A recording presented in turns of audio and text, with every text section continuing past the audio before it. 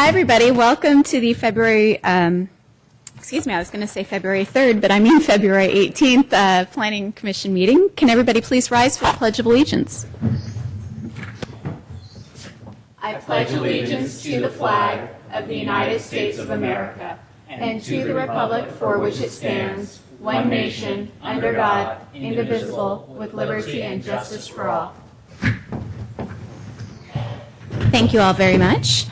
Can we have roll call, please? Commissioner Bergman is absent tonight. She notified me last week. Commissioner Gutierrez. Present. Commissioner Marsters. Present. Vice Chair Silberman. Present. Chair Harper Pedersen. Present. Thank you. Public comment. Public comment is limited to items that are not on the agenda. Is anybody here tonight wishing to speak on an item that is not on the listed agenda? Okay. Seeing nobody and having no speaker cards, we'll move on to the approval of the minutes. Do any of the commissioners have changes or additions to the minutes from February 3rd? I don't have I any. didn't have any either. Okay, can I get a motion? Move approval. Second. All those in favor? Aye. Okay, thank you, everybody. And now we're going to move on to our public hearing items. Staff is going to present our history of the project, the physical features, and then their recommendations, and the applicant may also make a presentation. Thereafter, interested members of the community may speak on the proposal. When all interested parties have had the chance to speak, no further discussion from the floor will be held. At that point, the commission can ask questions and then consider evidence and make its recommendations.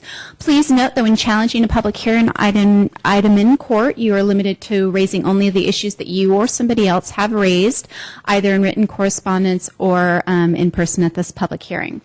Speakers should fill out a speaker form that's located at the door and hand it on to staff prior to addressing the commission. Okay?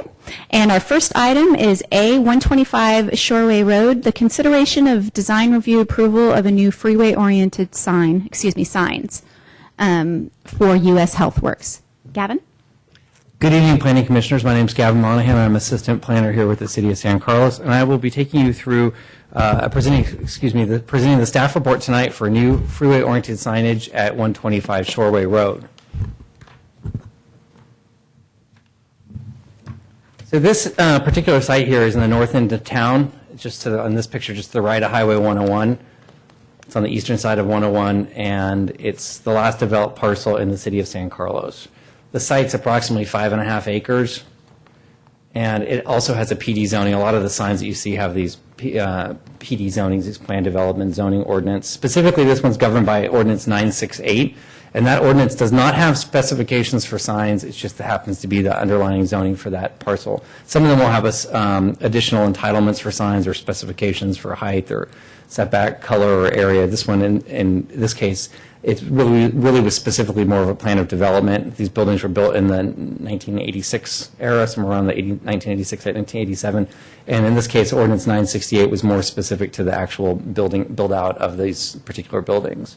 So we refer back to the sign ordinance, the current sign ordinance for governance for the size and location and placement of the freeway-oriented signs. The general plan designation is planned industrial. So the building that's going to be receiving the signs, should you approve them tonight, is this one that's here marked with the star, and it's the one that's proud closest to the freeway. So the request is for two freeway-oriented there's actually one wall sign, there's two freeway-oriented signs. One of them is a monument sign, it's quite small.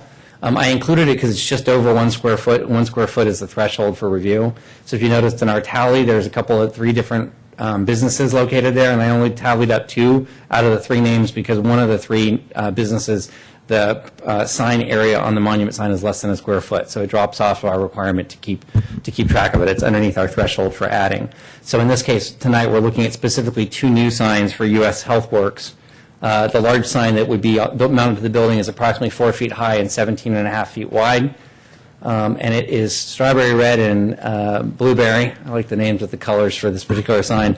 And it includes the U.S. logo on the left-hand side and then a box that includes occupational medicine and urgent care on a rectangular box on the right-hand side of the sign. And this is for a total request of $55,000. a little bit over 55.5 square feet, 55.85 square feet. So this is the sign that would be on the building for U.S. HealthWorks. It is illuminated. The larger letters are illuminated. I believe that a Dignity Health member is not illuminated, but the applicant's here, so if we have specific questions, we can ask him tonight. But the rest of the letters would be illuminated with LEDs. And again, they are the Strawberry Red and also Blueberry. Those are two specific brand names from Avery. This is the monument sign. And the Luidia Corporation and U.S. HealthWorks signs scale out at over a square foot, so I counted those. You'll see in the staff report, whereas the BioCardia sign on this particular monument is less than a square foot in area, so it did not count it. This is an aerial image of the building provided by the applicant.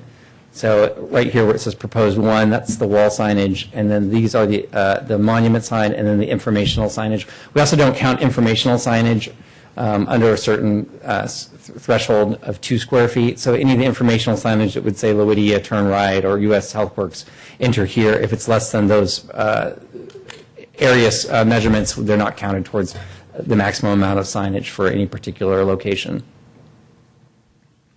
There are required findings of approval to approve a sign should you decide to approve the request for signage here tonight.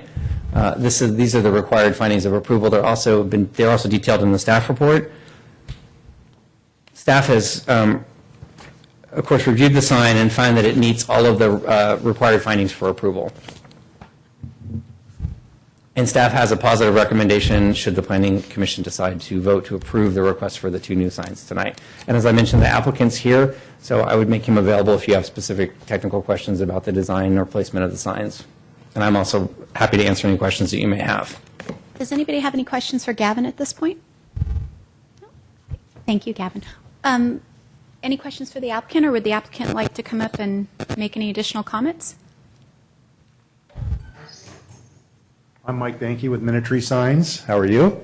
The U.S. will light up, HealthWorks lights up, and the box. Medical Group does not light up, and neither does Dignity Health. So, and as far as the monuments, those are already existing. So we're just adding the vinyl letters to the monument signs that are out front. Great. Do you have any questions? Does anybody have any questions for the applicant? No? Phil, I should ask him a question. I don't have one because he drove from Lodi to be here, but That's all no, right. it's pretty straightforward. Great. Thank you very much. Thank you very much. Okay. We're good? We are good. I'll make- Commissioners, do you have any questions or comments? Gentleman in the audience does not. Yeah, I don't have a speaker card. Okay. Make the motion. Great. I move that the Planning Commission approve the request for design review approval of U.S. HealthWorks for a total request of 55.85 square feet of new sign area at 125 Shoreway Road based on the required findings and for the reasons as outlined in the staff report. May I have a second? Second. All those in favor? Aye. Great. Thank you very much. Thank you. Have a safe drive back. Okay, we're going to move on to our next agenda item, reports, correspondence, and general information.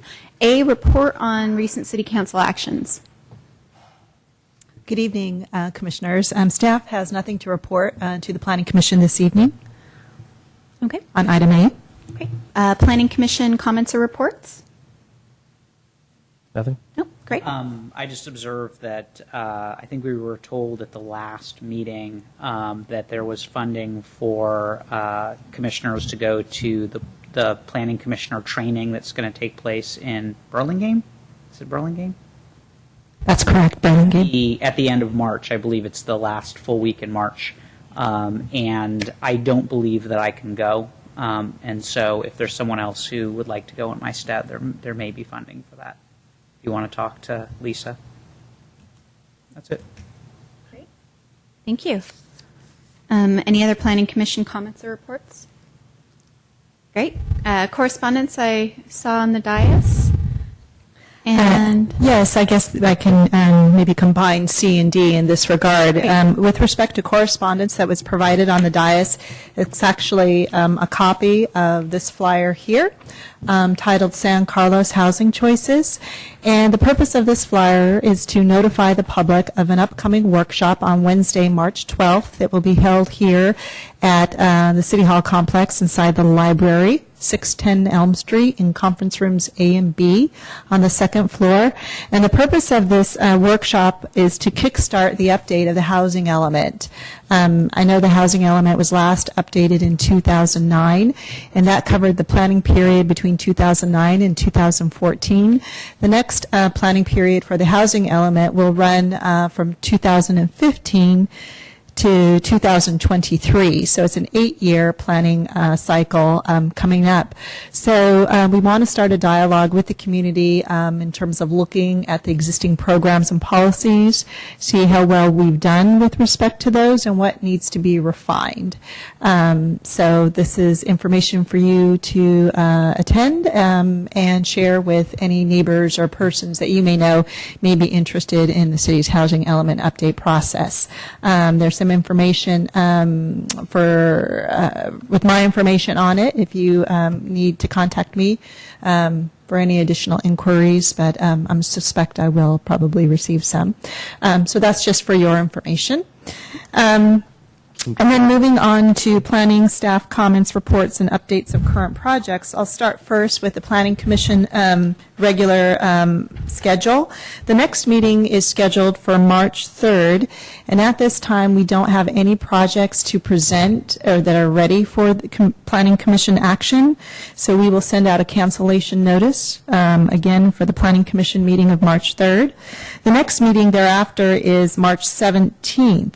And right now we have 2 items on the agenda. The first will be to consider an application for a new 4-story mixed-use project at 1673 Laurel Street.